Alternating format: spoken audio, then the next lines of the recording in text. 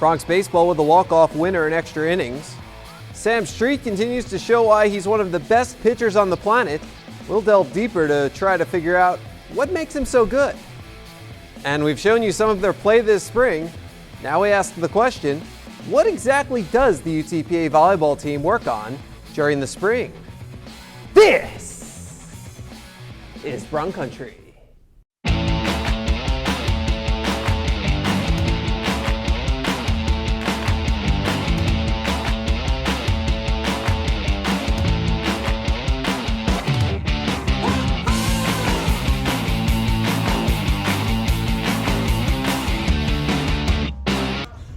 Heads up. Whoa! That was about that close. Welcome to Bronc Country. I'm Jonah Goldberg. The University of Texas Pan American baseball team back home for a 5-game homestand, and has started to become the case on Friday nights. Scouts in the stands to see Sam Street as he tangoed with Grand Canyon in the opener of a 3-game series. And when Street is on the mound, it doesn't often take more than a run or two to win. Bottom of the second, the Broncs have runners on the corners with 1 out. The 0-2 to Brandon Roush. How about that? Suicide squeeze. The Broncs lead 1-0. And then Street took over. Strikes out Ben Mosseth in the third. And then in the fourth, Street gets Garrett Jeffries to ground out. Now the Antelopes scratched across a run in the sixth. So we move to the ninth, game still tied at 1, and Street still dominating. Matt Haggerty grounds out. This one's headed for extras, bonus baseball. And in the 10th, it's still Sam Street. Strikes out Brian Kraft to punctuate the outing. 8 strikeouts, no walks, just 4 singles allowed. Street retired 25 of the final 27 batters he faced. So can the Broncs get Street the win? The winning run at second with 2 outs, and the batter is Alex Howe. Drummond sets at the belt and deals. Breaking ball, lifted in the air to right field. If it drops in, this game is over. Dive, it drops. Lee Rios comes home and he scores the winning run. Broncs win! Broncs win! Broncs win! And they mob Alex Howe between first and second as he comes up with a walk-off single to propel the Broncs to a 2-1 win in 10 innings over Grand Canyon. It was tough. They brought on a lefty. You know, we saw that especially through Vic's at bat, that, you know, he's a submarine guy. Definitely, lefties are hard enough, lefty on lefty, but when you got a guy coming from a low arm slot like that, it makes it a little bit harder. So I was fortunate enough to see what he was doing with Vic. I knew he was coming ahead with a fastball. I fouled off a pretty good pitch. I thought it was a very good pitch to hit. Got jammed a little bit. Fortunate enough, I got another pitch, and then I was lucky, very lucky. You know, it was a curveball, so it slowed down a lot, and lucky enough to put enough on it, and lucky enough to get the win. So Sam deserves all the credit in tonight's game. He tremendous as usual. You know, to go 10 innings, giving up 1 run, and just dominating the Grand Canyon all day. You know, they had some good hitters. They had some good at-bats, and Sam was just on par tonight. So all credit to Sam, and I was just fortunate enough to get the hit at the end. You know, I wasn't really too concerned about the innings because I think tonight I've been a lot more efficient than I have been in the past, and I know in the past couple of weeks I've been throwing a ton of pitches. So, you know, I was feeling good out there. At least towards the end, I felt I was maybe even getting stronger. So just trying to keep him at 1. Both guys, their kid, I think he's going to play professional baseball too. He did a great job. Him and Sam were battling, you know, from the first pitch all the way through 9 innings. So their guy pitched extremely well too. And then, you know, Howe coming in against that tough lefty coming down with the arm angle. He did a great job of staying in there and getting the game-winning hit. But both teams, and especially both pitchers, did an outstanding job today. Street just earned his 3rd WAC Pitcher of the Week award. So let's take you inside the numbers. Street leads the WAC in all 3 Triple Crown categories. He's 7-0 with a 1.70 ERA and 52 strikeouts. On Friday, Street threw more than 75% of his pitches for strikes. He's thrown more than 1,000 pitches this season, and 67% of them have been strikes. To give you an idea of how good that is, only 8 Major League pitchers who qualified for the ERA title in 2013 threw a higher percentage of their pitches for strikes than Street. It's a pretty good list with guys like Cliff Lee, David Price, Cole Hamels, and Adam Wainwright on there. But I'll do you one better. Here's a sampling of the pitchers that throw fewer strikes than Sam Street. How about both of last year's Cy Young Award winners, Clayton Kershaw and Max Scherzer, making the list? Other notable names include former Cy Young Award winners Justin Verlander, CC Sabathia, R.A. Dickey, Felix Hernandez, Zach Greinke, and Tim Lincecum. So what makes Sam Street so good? Vince Erickson has the answer. Sam Street on a typical game day. 2-2. Swing and a miss, strike three. Right through the changeup. Street pumps his fist. He heads back to the dugout. He's pitched a career-high 10 innings of baseball so far. Yep, fairly typical, which meant pretty typical preparation during the week. A lot of non-throwing stuff, and some tosses as well. Now, what separates Sam Street when it comes to popping the glove come game time? His knack for throwing a complete game. He's one of the nation's best. What separates him from most pitchers when it comes to going the distance? Well, with Sam, he's very efficient, Vince. He throws strikes, he keeps the ball down.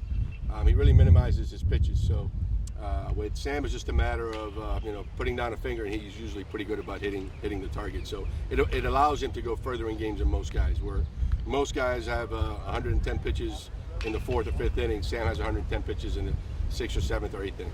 The thing with Sam is he has the ability to repeat his mechanics.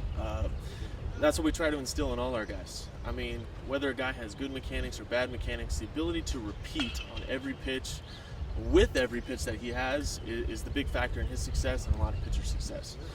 Just ability to, same arm slot every time out of the slider, out of the changeup, out of the fastball. Everything's the same. Everything's the same through every pitch, through the motion. Let's go inning by inning. What are you looking for first inning? Probably just 3 ground balls to the shortstop would be great. Sure. Second inning. 3 more. Third inning. 3 more again. Fourth inning. Just keeps going until the ninth. 3 easy ground balls, not take it every inning. Really just to attack the strike zone. You can't walk guys, you can't throw waste pitches. You really got to go after them, because the only way you can go 9 is if you attack, and really be efficient. Every time you take the mound, you got to have the attitude that it's your game to win. So you got to give it all you got and get after it. There are some extraordinary numbers to back up all those ordinary things that Sam Street does to not only be the Bronx ace, but one of the best pitchers in all of NCAA Division I baseball. His 5 complete games and his 8 starts, second in the nation, and his 7 victories are easily in the top 5 in the nation. Now, of those victories, 1 is a shutout, the other is a 4-hit, 10-inning gem that he tossed here at the stadium last Friday in the victory over Grand Canyon. Plus, there was a New York Yankees scout in the stands here at that game to see Sam Street for himself. So the question begs, why isn't Sam Street getting more complete game love when it comes to national college recognition? I think the big deal is with the velocity too. I mean, every guy out there, all the scouts, all the big time guys are looking for, when you go look online and some of the blogs and things like that, it's, hey, this guy's a 94 to 96 guy. Sam isn't that. And maybe that's why he hasn't gotten the love or the respect I think he really deserves. I mean, he's a true complete pitcher, and I think he deserves a little bit more. So I've been scratching my head along the same lines as that. Street commands 3 pitches, fastball, slider, and changeup. When it comes to the individual recognition, he'll add a verbal curveball to his repertoire. I hope the Bronx win a WAC championship. That's the biggest thing. If we can do that and sneak into a regional, win a regional, make some noise up there, I think everyone will get the recognition they deserve. Proving Sam Street is a complete team player, as well as one of the nation's best complete game artists. At the Edinburg Baseball Stadium, I'm Vince Erickson reporting for Bronc Country. Of course, Friday wasn't the Bronx' only game of the weekend, and it wasn't the Bronx' only strong pitching performance either. Coming up on Bronc Country, highlights of the rest of the Bronx series against Grand Canyon. Brave and bold, silver and gold. We're on a mission. Aggie up. Bronc Country just got a whole lot bigger. Mighty Wolverines of UVU. Join the herd. Lopes up. Bold moves, big season, grew up. We are the new gold standard. We will be champions. We are the Western Athletic Conference. They are the dreamers and the promise of the future. They are the hope who will lead us to tomorrow. They are the givers who have the passion to serve. They are the visionaries who will celebrate discovery. They will make a difference. They will change South Texas.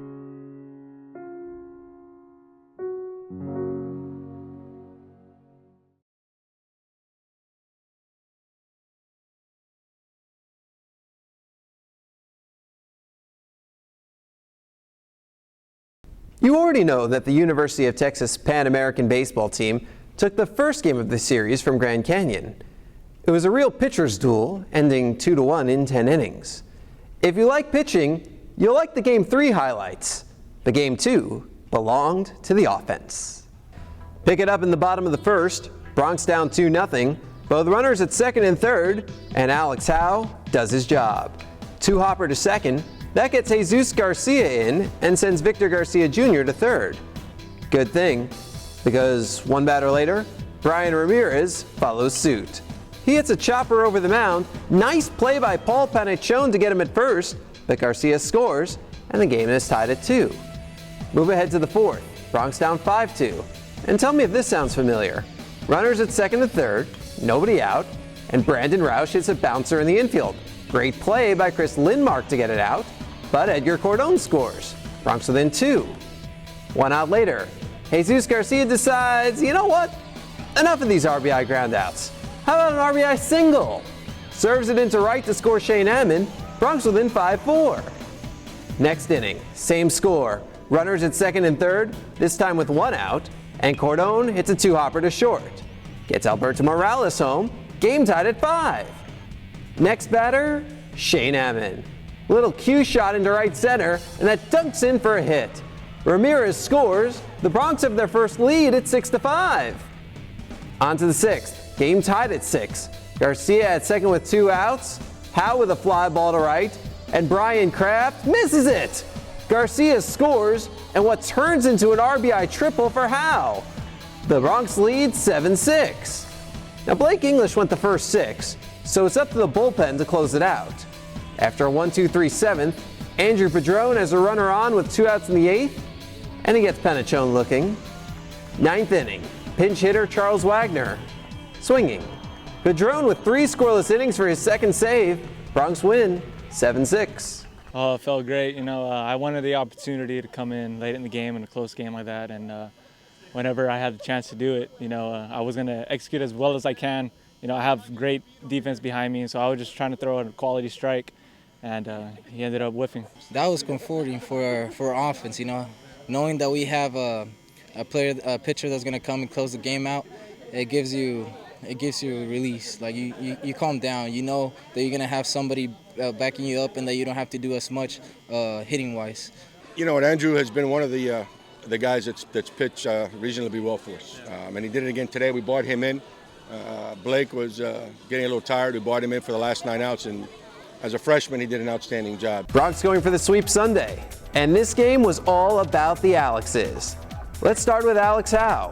Comes up with Jesus Garcia at second and 1 out in the first. Hits a chopper to short, but Paul Panachone appears to lose sight of the baseball. As it squirts by him into the outfield, Garcia scores 1-0 Bronx. 3rd inning, game tied at 1, and no one on base for Howe to drive in, so he drives in himself. Howe's team-leading 3rd home run of the season, his 5th RBI of the series. Bronx go up 2-1. I learned a lot from my first at-bat against that lefty. He was throwing pretty well. He's pretty deceptive today, so the first at-bat he threw me in, a lot of fastballs in, and so I sort of had the idea that he was going to do it again. And so I began to cheat a little in. I cheated a little too far, but that home run was definitely wind assisted today, and I only just got it, so I was happy with it anyway. Now let's switch Alexes and go to Alex Henson. Now, if you spell out his name, there's no K in it, but there probably should be. Gets Mac Haggerty swinging to start the second. Next batter, Brian Kraft, looking. 2 batters later, Brandon Smith, swinging. Henson strikes out the side in the second. And then David Walker, the first batter of the 4th, swinging. 4 straight outs via the punch-out for Henson. On to the 5th. It's Haggerty again, this time just looking. And then later in the inning, Josh Ethier gone fishing. 6th inning, Josh Meyer at the plate, already with 2 doubles today, but Henson gets his revenge. Second straight 7 strikeout performance for Henson, but the Broncs fall 3-2. You know, I just really wanted to keep the momentum on our side and make pitches and get ground ball outs. You know, I'm not really a strikeout pitcher. Here lately I've been getting some strikeouts, but just trying to get ground balls, get outs, get us back in there to hit. We were just 1 hit from probably winning the game today and obviously sweeping. And you know, there's not much you can do. We left 12 runners on base. That's a lot. Again, 1 hit away, and it's been that way throughout the season. But like I told them, things are starting to change. We lost 8 one-run games. We won Friday night a 1-run game. We won yesterday a 1-run game, and today we had our opportunity. So things are changing. They're changing for the better, especially with the pitchers. Pitchers are beginning to throw more strikes and a lot less walks. Here's a look at the WAC standings. Sacramento State on a 12-game winning streak to top the conference. A bit more parity in the middle, as 2nd and 8th place are separated by 3 games. The Broncs currently in 8th, but just 1 game out of a playoff spot, with 18 WAC games to go. The Broncs continue WAC play this weekend when they visit Utah Valley. It's the Broncs' first WAC series against a familiar opponent, as the Broncs Wolverines are former Great West Conference rivals. Utah Valley, great coaches, good players. They're very well coached. They've got good athletes. They can pitch it, they can hit. They've been very, very good in the past. And you're right, from our old conference, they know us, we know them. So obviously, they've got a little bit of advantage going in. They're at home. But if we want to win, we got to be a better road team. We got to win some games on the road. So we're kind of focusing on that as a staff. UTPA track and field in action at the Islanders Dash in Corpus Christi on Saturday, posting 18 top 5 finishes, including a pair of victories. Jesus Alvarez picked up the win in the shot put, while Antonio Gonzalez led the way in the high jump. Jasmine Davison and Christina Santiago Bravo paced the Broncs on the women's side, finishing 2nd in the hammer throw and javelin respectively. The Broncs head to Incarnate Word for their next event on Friday and Saturday.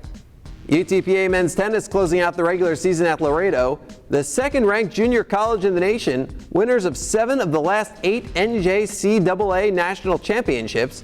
The Broncs drop a tight one, 3-4. The Broncs squeaked out the doubles point thanks to an 8-7 win at number 2 by Alejandro Sanoa and Juan Cruz Soria.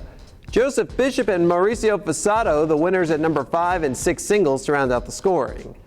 The Broncs get a few weeks off before the WAC championships, April 25th through the 27th. Last week, we showed you highlights from the Broncs volleyball team's home spring tournament. Next on Bronc Country, we'll show you exactly what the Broncs are working on.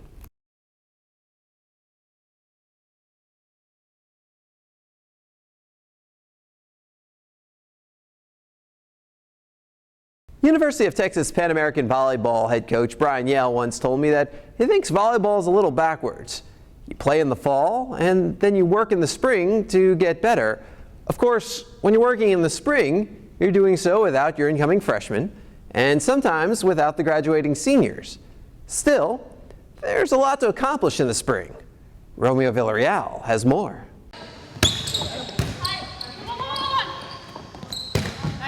Last November, UTPA volleyball wrapped up its regular season. What have they been working on since then? We mostly focus on things that we didn't do well in the fall. So if blocking is something that we struggled at, we'll work more on blocking that day. Or if digging was something that we were struggling on, we'll work more on that. We just break it down that way. Off-season practice allows the team to fine-tune their games and make adjustments for the next season. This gives some time to really work out some of the kinks, really change some techniques if there's something that needs to be changed.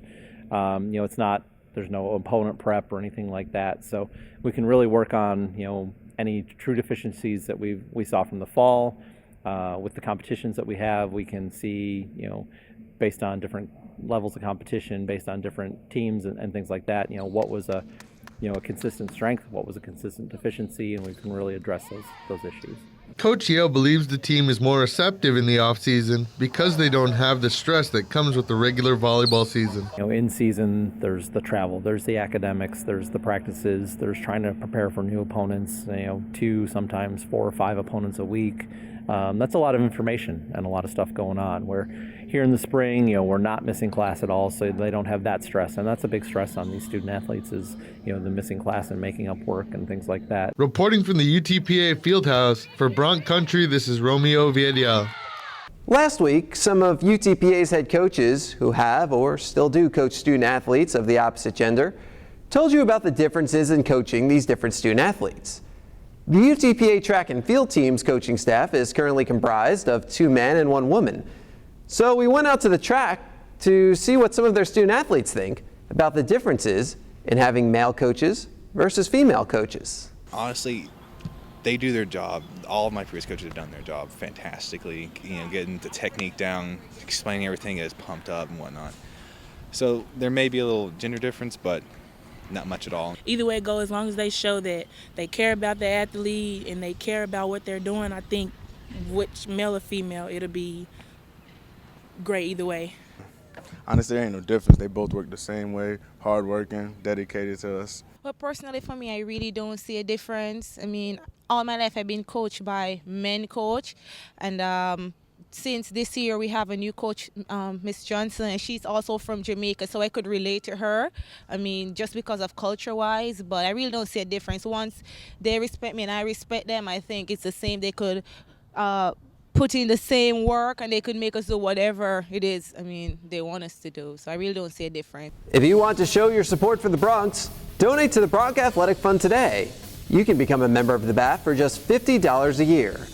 All of the money raised goes directly to student-athlete scholarships, so visit BroncAthleticFund.com today to see how you can make a meaningful impact on the lives of student-athletes.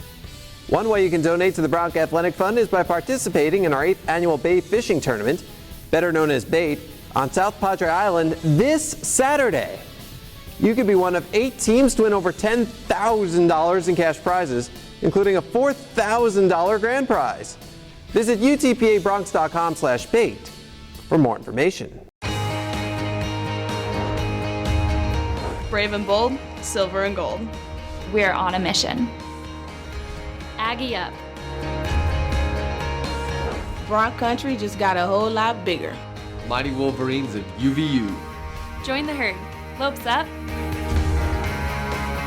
Bold moves, big season, grew up. We are the new gold standard. We will be champions. We are the Western Athletic Conference. They are the dreamers and the promise of the future. They are the hope who will lead us to tomorrow.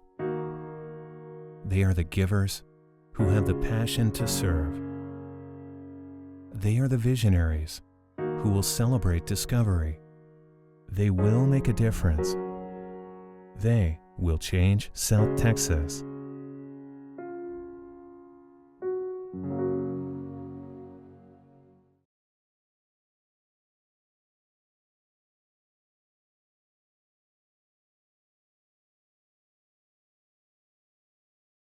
Pretty light week ahead for the Broncs. The baseball team visits Utah Valley for a 3-game series Friday through Sunday. Track and field is at Incarnate Word Friday and Saturday. Volleyball also in San Antonio for their final spring tournament of the season, this one at Trinity. We want to thank you for stamping your passport in Bronc Country this week. Schedule another visit for next week. But until then, go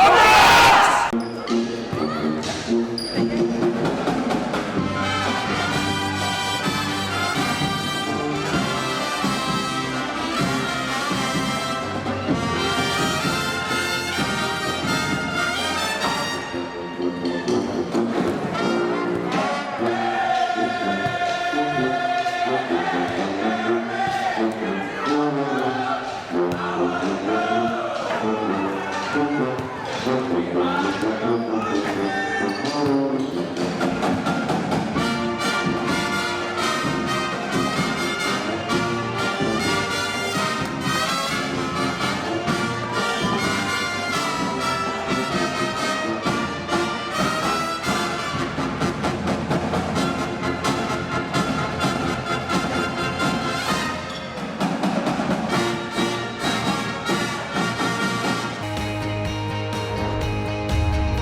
Brave and bold, silver and gold.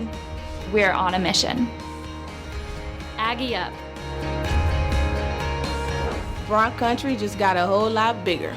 Mighty Wolverines of UVU. Join the herd. Lopes up. Bold moves, big season, grew up. We are the new gold standard. We will be champions.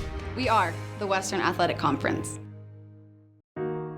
They are the dreamers and the promise of the future. They are the hope who will lead us to tomorrow. They are the givers who have the passion to serve. They are the visionaries who will celebrate discovery. They will make a difference. They will change South Texas.